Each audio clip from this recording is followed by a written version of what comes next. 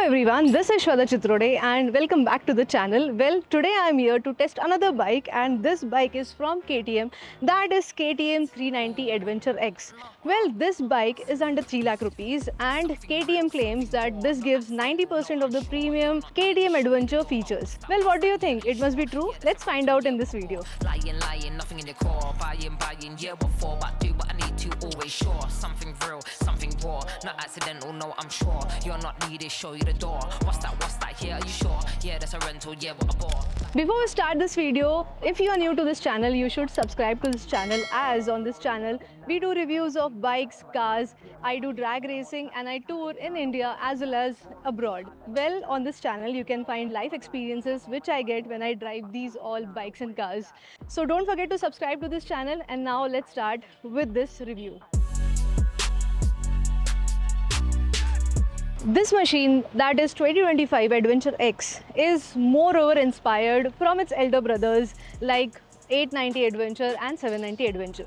This bike gets a sporty look as well as the design is completely new and it looks sharper as well as it looks sturdy. One very beautiful part is that it is more plastic than metal like other adventure bikes in market, that is like Himalayan and few more bikes. When we talk about build, we should talk about the panels because these are majorly exposed when we make a fall or whenever we go off-road or even for adventures or tours. This is made from pigmented plastic. That means the color will not go out. So this will remain like this forever, to be honest. Next, its headlamp. It has a projector headlamp which is really bright enough and it serves the purpose. And the most important, because this is something that we see, that is it has 5-inch massive TFT display and it is not monochrome this time.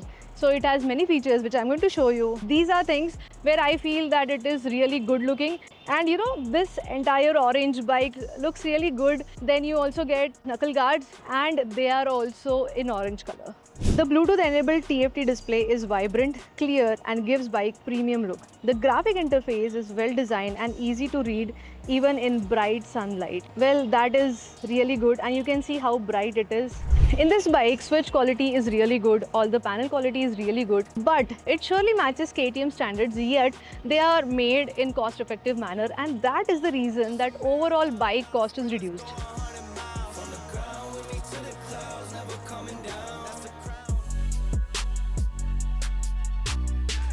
390 Adventure X. Well, this machine has heart of its elder brother, that is Adventure bike. This machine also has 399cc liquid cooled single cylinder engine, as well as it has 45.3 bhp power and 39 Nm of torque.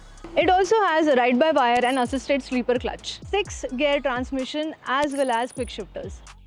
Let's see what is same between Adventure X and Adventure S. Well, it has same chassis, same ergonomics, then same WP USD suspension 43 mm, and in rear it has WP monoshock suspension.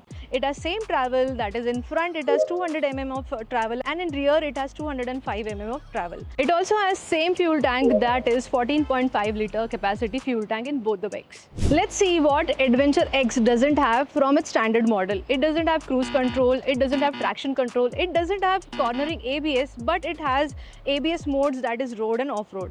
It doesn't have adjustable suspension, it also doesn't have spoked wheels, it has alloy wheels.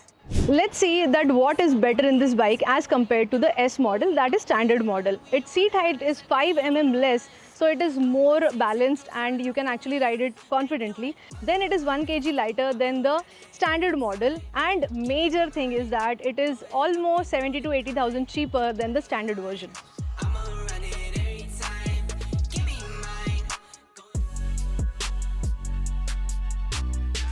Let me tell you about my riding experience with this bike. I am 5'7" and I am able to balance this bike on my toes. If I am wearing my riding boots, then I am able to do flat foot. This is a very good thing because then you feel that you are under control of the bike. Next is that when I was riding, under 5000 RPM, bike feels a little mellow down, but once you cross 5000 RPM, you get very good power and you feel that punch in overall machine. Because you know, I also owned 390 Adventure previous generation generation. So that time I had a complaint that seat is not comfortable, and here this time I see that these seats are much softer than the previous generation, so that is comfortable. Next and most important, that is its sitting position. So sitting position is upright and there is no pressure on your shoulders, so you can ride in heavy traffic as well as on highways, and you can also tour on this bike. Like you all know that when you do off-road or when you do tours, you tend to saddle on the bike.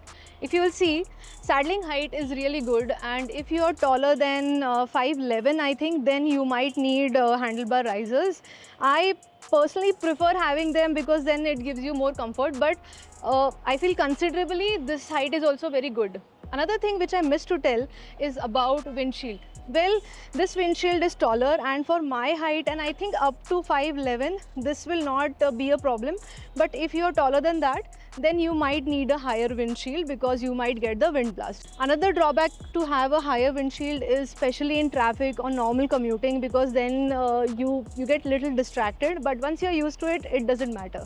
Well, like I said, it doesn't have adjustable suspension, but that is still okay, because on normal road you get a very good bounce and you feel its suspension is very soft, and that comfort comes to you. There's no jerks that you get on your back or even on your shoulders or on hands while driving.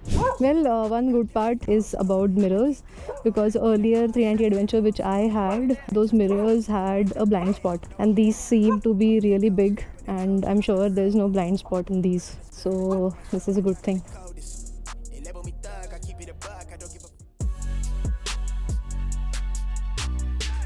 Let's discuss what could have been better in this bike.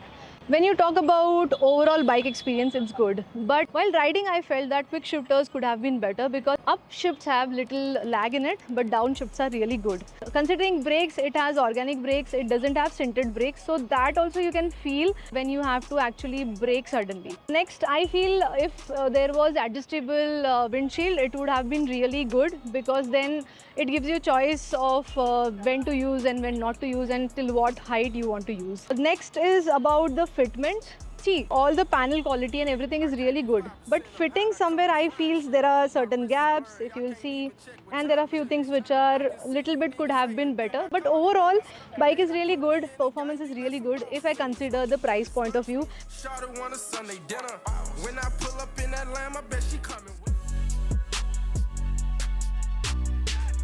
In this video, we talked about so many things about this bike, its performance, its design, compared this bike. But one question is still there, that this bike is for whom? So what I feel, that I think I can divide it into three parts. Number one, this bike is for someone who is looking forward to buy a low range adventure bike, maybe their first adventure bike, where at this price, that is under 3 lakh rupees, they are going to get an adventure bike. Second is for someone who is urban explorer, who goes on normal trails, normal weekend rides, and would like to have an adventure kind of a bike and an economical adventure bike. Third, I feel person who wants a practical bike, because I found that this bike is very practical. This is not a bulky adventure huge bike like other bikes which we have in market. This is very practical, easy to handle, then weight is well balanced. Its overall design is very sleek. You can actually manage this bike very well, and that kind of a person who needs a practical bike can buy this bike.